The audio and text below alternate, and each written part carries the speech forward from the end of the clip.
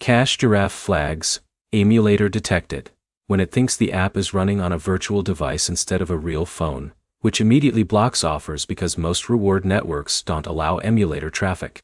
By the end, you'll know why this error appears, how to remove the emulator detection trigger, and what setup changes actually make Cache Giraffe work again.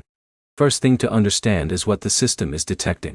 Cache Giraffe relies on offer networks that scan device signals like hardware model, system build, and app environment. If those signals match known emulator patterns or modified environments, the account gets restricted automatically. Next step is checking your device environment. This error most commonly appears when you're using Android emulators like BlueStacks, LPlayer, or similar tools.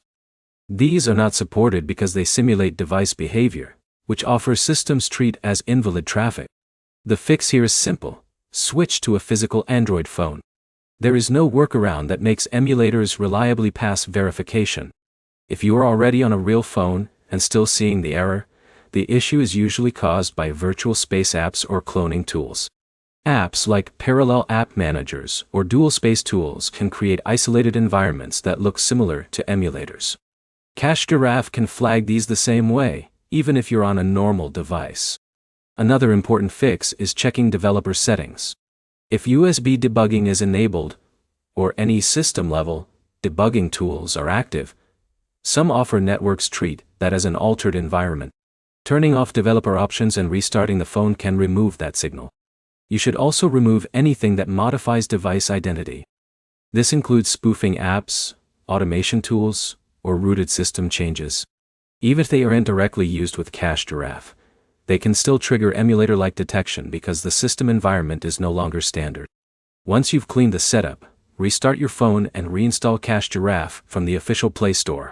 Then log in and avoid restoring from modified backups, since that can reintroduce the same environment flags. If the error still appears after all of that, the account is usually permanently flagged by the offer network, not just the app. In that case, support can confirm the status, but they rarely override emulator-based restrictions because they come from external tracking systems. Quick recap.